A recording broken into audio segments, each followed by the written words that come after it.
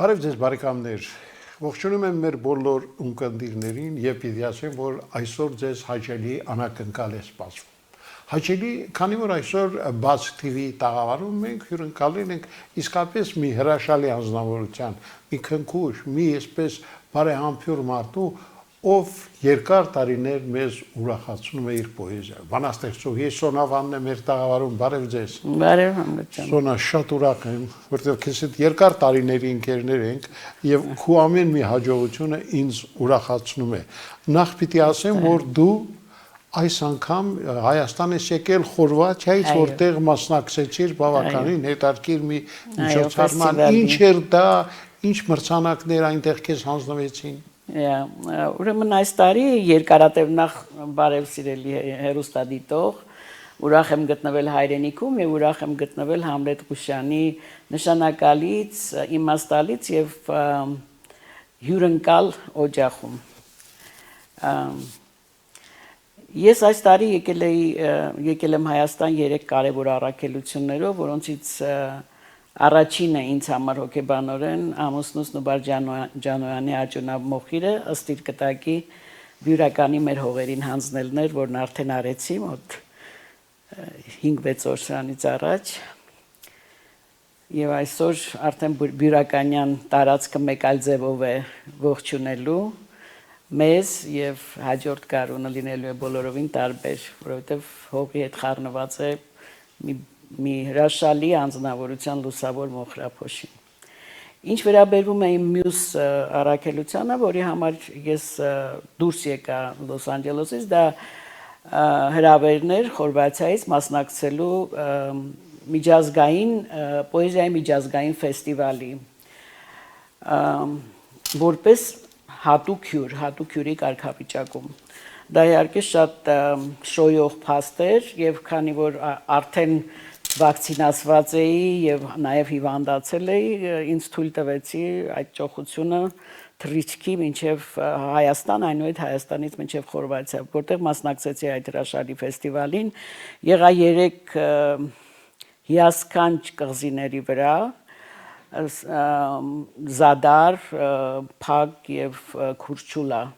որտեղ ինձ հանձնվեցին 3 տարբեր մրցանակներ միջազգային։ Դրանցից մեկը Դոնատ կոչվող մրցանակը տրվում է Խորվաթիայի կառավարության կողմից, որպես բարձրագույն գրական մրցանակ, մյուսը տրվում է Գրողների միության եւ Մշակույթի նախարարության կողմից, իսկ երրորդը տրվեց Լեհական ակադեմիայի կողմից, կոչվում է Ֆենիքս, մոխիրներից հառնող այդ թռչունը, եւ տրվում է լավագույն իմպրեսիոնիստական պատկերները պոեզիայի մեջ այդ անվանակարգում մրցանակը ինձ հասավ, որի համար ես իսկապես շատ ուրախ էի եւ իրոք չէի սպասում, անկեղծ ասած, 3 մեծ մրցանակ միևնույն այցելության ժամանակ։ Ես կարծում եմ, որ սա ոչ միայն իմ, այլ նաեւ հայոց լեզվի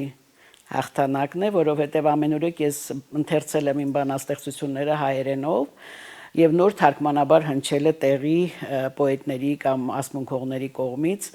բայց միշտ փորձել եմ բոլորին ծանոթացնել մեր ոսկեղենիկ հայերենին եւ միշտ հիացումի արժանացել մեր լեզուն այնտեղ։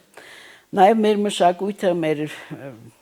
մեր հայի էությունը, որը պարփակված է իհարկե գրի էջերում, հատկապես գիրքը, որը ցեղասպանությաններ նվիրված, որը մինչ օրս արդեն 26 լեզուներով թարգմանվել է, ցեղասպանության թեման է շոշափում եւ պատերազմի թեման, որը համամարտկային ողբերգություն է, երևի դա է պատճառը, որ գիրքը ունեցավ այսքան մեծ հաջողություն աշխարհով մեկ եւ վերցրեց բավականին կարևոր մրցանակներ։ Սոնա, ես մեր հերոստատեղներին պիտի ասեմ, որ դուք փաստորեն 26 լեզուներով թարգմանված ստեղծագործությունների հեղինակ եք ու գիրք եւ շարունակում եք դեռ ստեղծագործել, հույսով եմ, որ յուրաքանչյուր նոր գիրք մենք այստեղ նույնպես կլուսաբանենք, որտեղ դա իսկապես հայոց լեզուի, ոսկեղեն մեր լեզվի այսպես համաշխարհային միջազգային պրոպագանդան է։ Խորվաթիայում դուք մասնակցեցիք միջազգային մի փառատոնի, որը շատ պատվաբեր է, որտեղ մասնակցում են աշխարհի հզորներից 13 տարբեր այո երկրներից եւ մասնակիցներ դա ավանդական փառատոն է եւ այն մրցանակները որին դուք արժանացաք որը իդեպ իմ սեղանին դրված է եւ ես առիթ եմ ունենում մեկ անգամ եւս հիանալու դրանցով խոսում է այն մասին որ մենք իսկապես բացառիկ հայրենակցու ենք այսօր հյուրընկալել մեր տաղավարում այ մենք իհարկե մեր զրույցի ընթացքում փորձենք նաև ներկայացնել ձեր բանաստեղծությունները Ֆրանսիահայ ասմունքող Մարինա Հովանիսյանի մեր հայտնի ասմունքող Սիլվա Յուզբաշյանի մատուցմամբ կարծում եմ մարդիկ հնարավորություն կունեն, քանի որ համացանցում դրանք կան, կօգտվենք իհարկե դրանից, բայց ես կուզենայի, որ մեր զրույցի ընթացքում մեկ-երկու բանաստեղծություն էլ դուք ընթերցեք, որտեղ հեղինակը երբ ներկայացնում է, այդպես ոչ ոք չի կարող։ Սիրո մի բանաստեղծություն կկարդամ։ Հիմա ուզում եք մի բանաստեղծություն կարդացեք, որովհետև մենք միանգամից փոխում ենք մթնոլորտը, նորից վերադառնում պոեզիայի գիրկը։ Շատ լավ։ Եվ իհարկե բանաստեղծությունը, որ հիմա դուք կկարդաք, կարծում եմ ձեր սիրած բանաստեղծություններից մեկն է անկասկած։ Ես չունեմ սիրած եւ չսիրած բանաստեղծություններ անկեղծ ասած, սա իմ վերջի գիրքն է, Սոն հայրս ասում էր վերնագրով։ Որը իմ սիրելի գիրքն է նաև, որովհետև իսկապես մեդիտացիայի միջոցով վերադարձել եմ մանկություն եւ փորձել յուրովի հասկանալ հորս ասածները իմ մանկության տարիներին, ինչպես մի գիրքը տարբեր տարիքներում ընթերցելիս մարդ բոլորովին տարբեր պատգամներ է ստանում, այնպես էլ հորդ խոսքը Եթե նա իմաստուն մարդ էր, իսկ իմ հայրը ֆիզիկոս էր եւ իսկապես իմաստուն մարդ էր։ Այո, մեծ հայրենասեր։ Եվ հայրենասեր եւ տաղանդավոր։ Այնպես որ նրա խոսքերը այսպես տպվել են իմ հիշողության մեջ եւ անդրադառնալով նրա ամենասացին կառուցել եմ իմ բանաստեղծությունները դրանց շուրջ։ Սա դրանցից մեկը չէ երևի, կոչվում է Hans Serial Killer, այսինքն serial killer-ը այն մարդն է, որը պատահական մարդկանց սպանում է, ինչ որ գիտեք, որ կա այդպիսի հոգեկան խախտվածություն։ Ուշաշուն, հիշողությունս կրկին պղտոր ու թաց։ Մտքիս մեջ ամեն բան լցված է անձրևի ջրով բացառապես, մինչև իսկ թասը եկեղեցու, նախատեսված միայն ոսկու համար։ Որտես փոխանցում են զգուշությամբ, աղոթքս դժվար չէ եզրակացնել։ Չտվեց պտուղներն իր բաղձալի, մի մասը չորացավ կամ կորավ ասֆալտի ճեղքերի մեջ, մյուսը կեր դարձավ թռչուններին։ Արդյունքում ունենք այն, ինչ կա։ Դեռ ոչ ոք չի սիրում հարևանին, Թրամփը նոր պատ է նախագծում, կռվում են աստվածներն ու չաստվածները։ Օդը թաքացել է հանց դժոխքում։ Հալչում են սառույցները հազարամյա, կապույտ կետաձուկը մտել է կարմիր գրքի մեջ առավոտյան։ Ծովերի թունավոր ջրերի մեջ թղթե նավերով ճոճվում են գաղթական մանուկները ետ ու առաջ։ Ափը նրանց մերժում է ընդունել, ծովի գերիներն են նրանք հիմա։ Մեղադրել, բայց ում մտածում եմ, թասի սառնությունը դեռ մատներիս մեջ։ Քրիստոսը չափազանց հյուծված էր, Բուդան ինքնաբավ, անշարժ ու ծեր։ Մուհամեդը խիստ զբաղված երկնքում 7 տասնյակ կույսերով կողակտուր։ Բոլորն էլ հոգնած վերծանելուց լռության ոսկին աստվածային։ Փոխանցում եմ թասը եկեղեցում ու նայում շուրտերին քահանայի։ Ինձ բարկացնում է ալելույան տեքստի այն մասում սովորաբար, որտեղ ակնկալում եմ ես հստակ պատասխաններ բերանս բաց։ Փրկվելու համար ստիպված Hans Serial Killer մտովի ես սպանում եմ պատահած ամեն աստծո, մտածածին մեքենայիս պատուհանից։ Այո, դուք իդեպ երբ մենք զրուցում էինք, ասացիք, որ Խորվաթիա եք մեկնել Միացյալ Նահանգներում, ուր արդեն երկար տարիներ ապրում եք, բայց հոգով միշտ մնացել եք հայաստանցի Սոնաֆանը եւ ձեզ երբեք չեք համարում ամերիկահայ բնաստեղծուհի։ Ոչ։ Ասացիք, որ պատվաստվեցիք, այ կովիդը դա մի սարսափելի,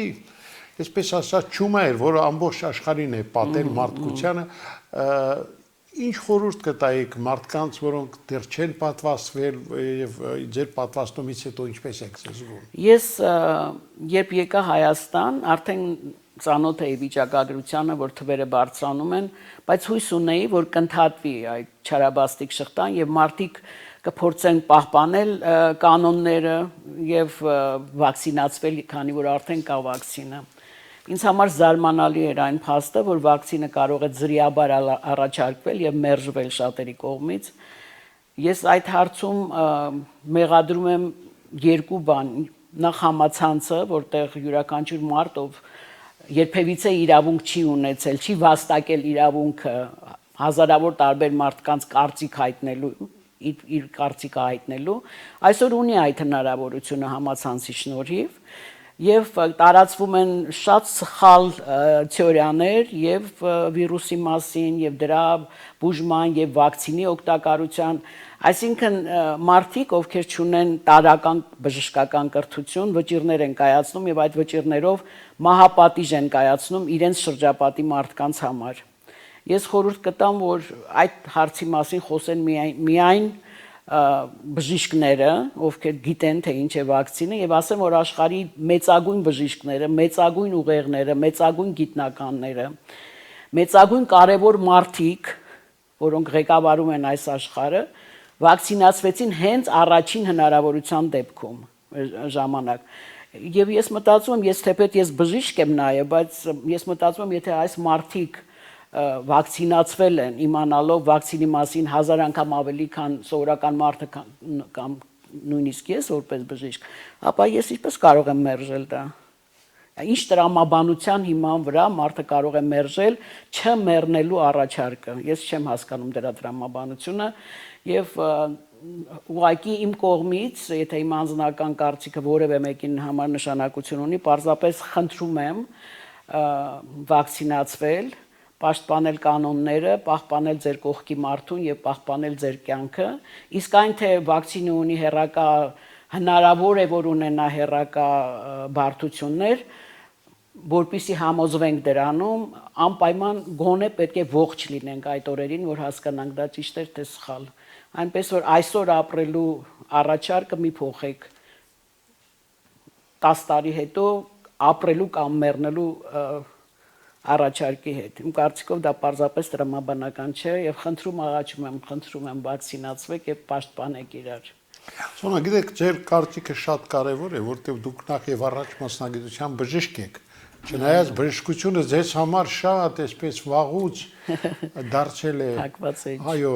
փակված է եւ դուք ձեզ նվիրել եք պոեզիային, բանաստեղծություններին, բայց շատ կարևոր է մի մարդու կարծիք, ով հասկանում է թե ինչ է նշանակում վակցինացիան։ Իհարկե շատ տխուր թեմա է եւ որպեսզի մեր զրույցը այդպես տխուր երանգ չունենա, ես առաջարկում եմ հիմա համացանցից մենք լսենք Մարինա Հովհաննիսյանի մատուցմամբ ձեր բանաստեղծություններից։ Շատ հրաշալի։ Ես նույնպես կարոտել եմ Մարինայի ձայնը, որովհետեւ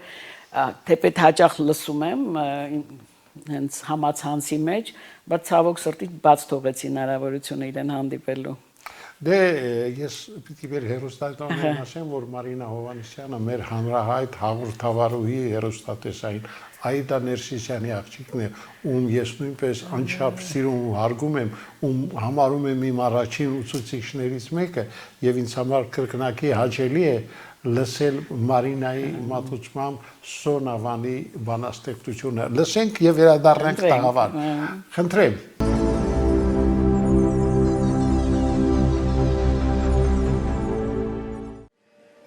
Մայրս մեծացել, մանուկ է դարձել։ Ես նրան հաճախ հեքիաթ եմ պատմում քնելուց առաջ։ Երբ լավ է պահում, ես նրան ինձ հետ քաղաք եմ տանում։ Այնտեղ նա մեկ-մեկ ձեռքս թողնում է եւ ցույց է տալիս մոմից պատրաստված հրեշտակներին, ցուցափեղկերի։ Դրախտ է բալես։ Ես մորս մոմե դրախտը մի կերպ փրկելու համար մեջքով ծածկում եմ մի մուրացկանի եւ ասում. Տես մամ, վերելակն այն երկնաբույ շենքի։ Դրանով մի օր տերն է գալու։ վար։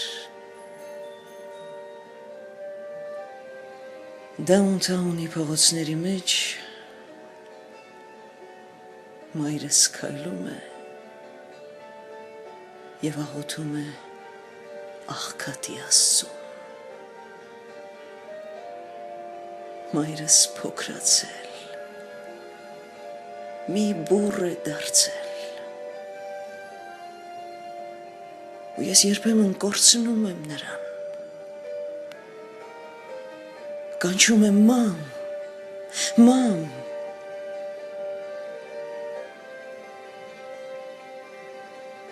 իսկ երբ հուսահատ լռում եմ մի պահ, քաղաքի թանձր կպրամուժի մեջ տեսնում եմ նրա 7 համարի ոտնահետքերը, երկինք բարձրացող։ Մայրս փոքրացել, Աստված է դարձել։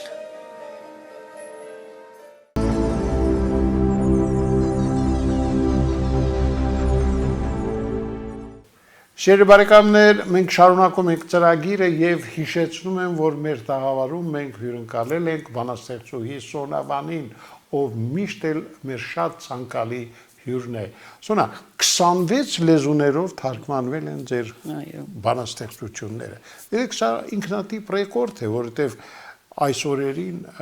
ինչ որակի պիտի մարդ կարողանա ստեղծագործություններ ներկայացնել մարդկությանը, որ դրանք թարգմանվեն նաև այլ ժողովուրդների լեզուներով, այն էլ 26 լեզուներով։ Ես իհարկե ձեզ համար ուրախ եմ։ Իմ սեղանին դրված են գրքեր, որոնց մասին առանձին կարելի է խոսել, կիսվել, բայց ես գիտեմ, որ դրանցից ամեն մեկն էլ ձեզ համար ոնց որ մի զավակի ծնունդ է եղել։ Այ ձեր առաջիկա ծրագրերը նոր գրքի հետ կապված, տպված գրքերի մասին ինչ կարող եք ասել։ Կարող եմ ասել, որ տպագրված գրքերը եւ թարգմանությունները հատկապես այն առումով են ինձ համար կարեւոր, որովհետեւ դրանց շնորհիվ ես կարողանում եմ շփվել տարբեր ազգի ընթերցողի հետ եւ տարբեր ազգի գրողների հետ, նրանց հետ տարբեր երկրներում ունեցել եմ չափազանց հետաքրքիր բանավեճեր, որոնց ընթացքում շոշափվել է մեր հայկական ցեղասպանության հարցը, հրեականի հետ համեմատության մեջ եւ կանանց կնոջ իրավունքների հարցը, որտեղ ես կարողացել եմ բարձրացնել իմ կարծիքով կնոջ ամենակարևոր մարդկային եւ աստվածային եւ գոյաբանական իրավունքը համարում եմ իր զավակի ձեռքով թաղվելու իրավունքը, որը խախտվում է պատերազմների եւ ցեղասպանությունների մարդկային վայրագությունների պատճառով եւ կարծում եմ միտք եմ հայտնում, որ կանանց հավատարմագրությունը այս հարցին, պատերազմներին վերջ տալու հարցին մոլորակի վրա մեծ առումով կապված է նաև հայ կնոջ մասնակցությանը, քանի որ մենք ունենում ենք բազմաթիվ զոհեր, ունենալով այնպիսի վայրագ թշնամի, ինչպիսին Թուրքիան, Ադրբեջանը, որոնց վայրագության հետևանքով մենք կորցրեցինք հազարավոր երիտասարդներ, եւ մենք ունենք արդյունքում ունենք հազարավոր սևազգեստ մայրեր, եւ ես կարծում եմ, որ եթե աշխարհի բոլոր այն մայրերը, ովքեր զավակ են ծնում եւ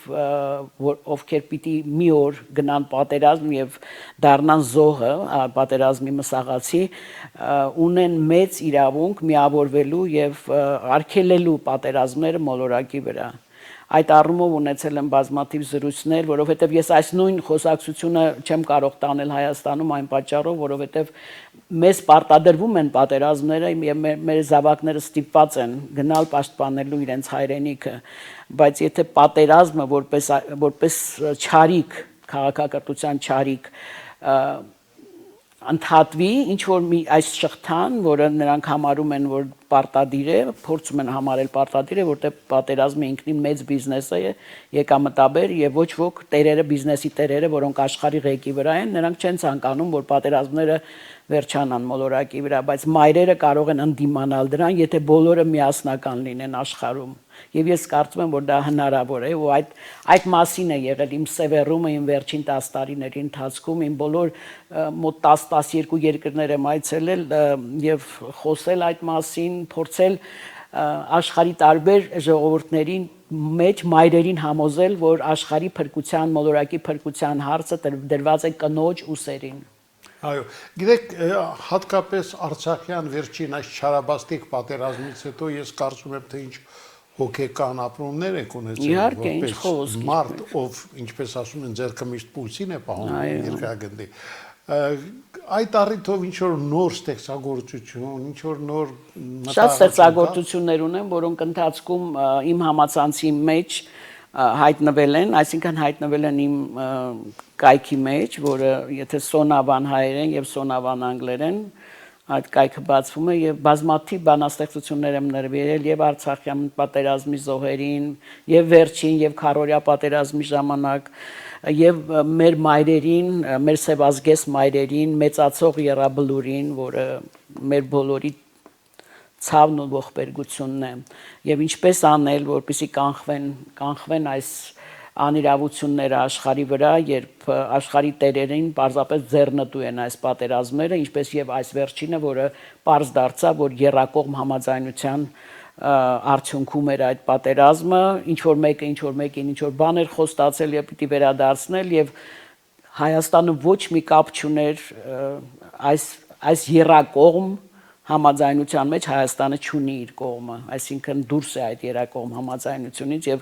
պարզապես փաթաթվեց այդ պատերազմը իր գլխին ու ավիրեց իր ժողովրդի երջանկությունը, բազմաթիվ զոհեր խլելով մեր հայրենիքի մի մասը։ Ունեմ բազմաթիվ բանաստեղծություններ, բայց կոնկրետ այս պահին պատրաստ չունեմ իմ մոտ, բայց ցանկացողները կարող են այցելել իմ կայքը կամ կարող եք դնել այդ բանաստեղծություններից մեկը, որպեսզի հնչի։ Ում կատարմամբ։ Սիլվա Յուզբաշյանի կատարմամբ կարող եք տալ, որովհետև ինքը պատրաստ է կարդալու եւ բավական ունի բանաստեղծություններ։ Ձեր բանաստեղծությունները իհարկե։ Կարդամ երկ վերադարձի։ Սա երգի որպես երգի թեմա է գրվել, բայց կարելի է եւ ընդունել որպես պարզապես մաղթանք կամ խոսք։ Հողիմ, իմ պապերի մոխիր, հերոսների արյուն, մայրերի լաց։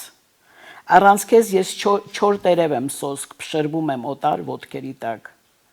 Գարունները գալիս ու անցնում են, քամիներն ինձ խափում են ամեն անգամ։ Մի գաղթող թրջուն է իմ մեջ լալիս, բաց գիրկդ երկիր, քեզ մոտ եմ գալիս։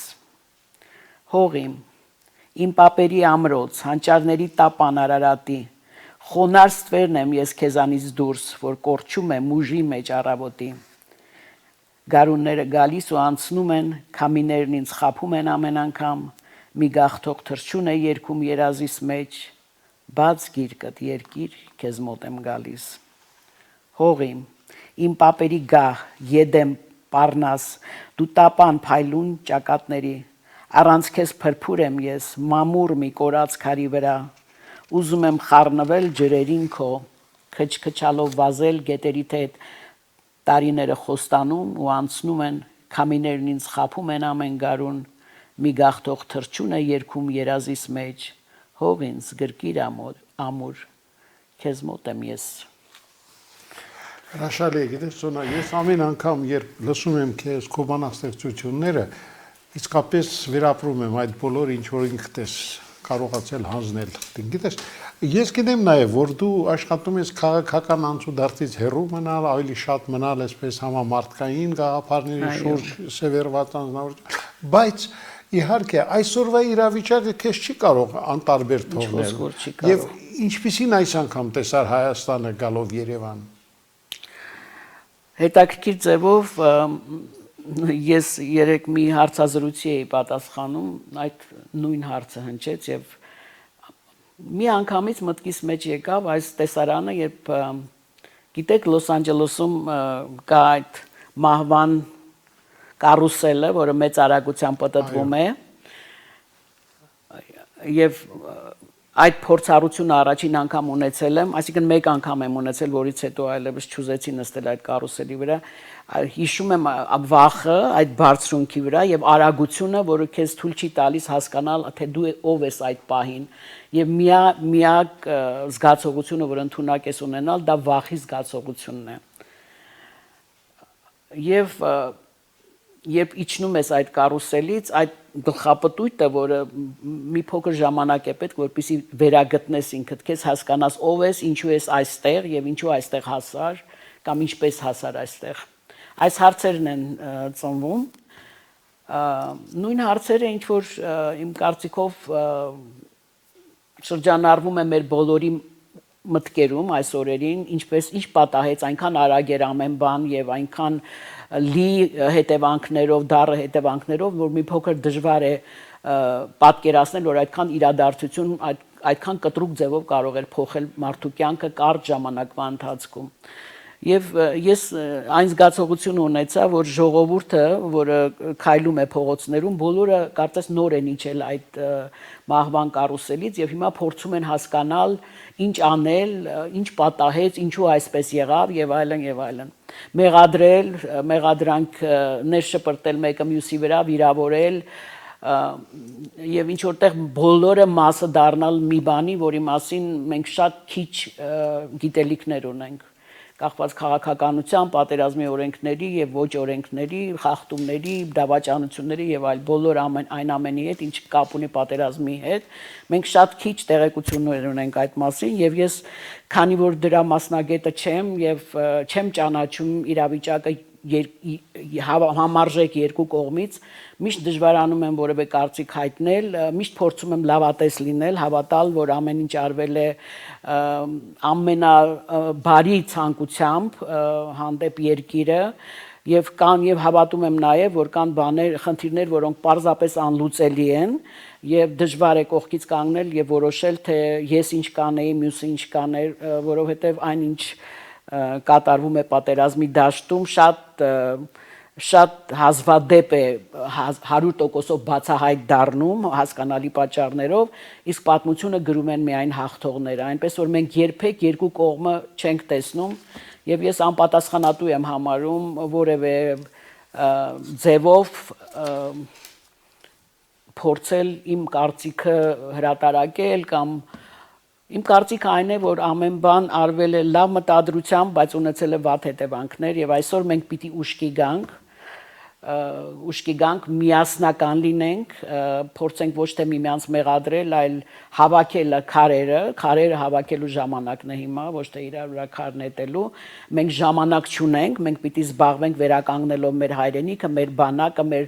մեր սևազգեստ մայրերի հոգեվիճակը, մեր վիրավորներին պետք է բուժենք, այնպես որ մենք հիմա պարզապես այդ ճոխությունը չունենք ժամանակի, որպեսզի միմյանց վրա ցեղ շպրտենք եւ անիմաստ զրույցներ վարենք եւ ժամանակը օգտագործենք դրա վրա փոխանակ անելու այն, ինչ մեր առջև դրված է,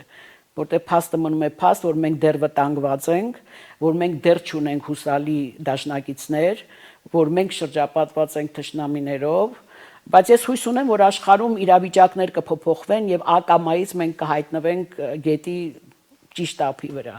Դա իմ հույսն է։ Եղավ շատ հաճելի իհարկե լավատեսությամբ ավարտել մեր զրույցը եւ իհարկե ուզում եմ մեկ անգամ եւս շնորհակալություն հայտնել, որ եկար, որտեղ ես համար շատ կարեւոր է քեզ նման մարդկանց հյուրընկալել մեր տաղավարում, որտեղ միշտ հույսը, ինչպես ասում են մարդիկ, վերջում է մեռնում։ Իսկ դու հավատում ես, որ լավ է լինելու, ես հավատում եմ, շատ կարեւոր է։ Չի կարելի հույս չունենալ։ Պարզապես մենք իրավունք չունենք հույս չունենալու։ Այս խոսքերով էլ ավարտենք մեր զրույցը, իսկ մեր հեռուստադիտողներին ես առաջարկում եմ լսել եւս մի բանաստեղծություն Շոնավանի բանաստեղծություններից Սիլվա Յուժբաշյանի մատուցմամբ, որով էլ ավարտենք այսօրվա հանդիպումը։ Ցտեսություն սիրելի բարեկամներ, եղեք լավատես ինչպես Շոնավանը եւ հավատացեք, որ իսկապես առջևում մեզ լավ օրեր են սպասում։ Այսօր այդքանը Ցտեսություն։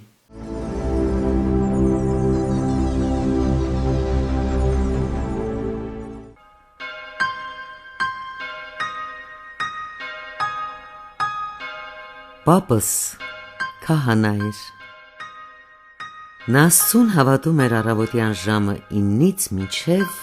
երեկոյան ժամը 6։ Իսկ 6-ից հետո նա հանգստանում էր։ Հայրս ֆիզիկոս էր։ Նա 9-ից 6-ը հերքում էր Աստծուն, իսկ 6-ից հետո գաղտնի հավատում։ Թորաքույրս բոլոր սիրային նամակները իր պահում էր մաշված ավետարանում, հայտնությունների հերթականությամբ։ Նա ընթերցում էր Աստծո խոսքը և նամակները դեմքի միևնույն արտահայտությամբ, և երկուսին էլ նա հավատում էր, միայն կիսով չափ։ Հենվելով նրա առեղծվածային ժպիտի վրա բանալու անցքից, դժվար էր ասել, թե հորաքույրս ում էր նախընտրում փրկության համար այդ օրը։ Մայրս քիչ էր մնացել, որ մոռանայի, ժամանակ չուներ հավատալու կամ չհավատալու, նա միշտ զբաղված էր ոչնչից ինչ-որ բան արարելով։ Մայրս միշտ լուռ էր։ Ես ժառանգել եմ պապիս ցերեկը հավատությունը, հորս իրիկնահավատությունը, հորաքրոջս ժպիտը և մորս ձեռքերը։ Ֆիզիկոս հայրս լուրջ հավատում էր Քրիստոսի փառախում ծնված լինելու պատմությանը։ Հայրս ասում էր, որ սովորաբար ճիշտ են դուրս գալիս անհեթեթ թվացող պատմությունները, քանզի ոչ մեկը, հայրս ասում էր, իրեն թույլ չէր տա այն հորինելու։ Կարեկցանքով էր հայրս միշտ խոսում Հովսեփի մասին։ Ֆիզիկոս հայրս հրաշքների էր հավատում նաև։ Մայրս հրաշք էր։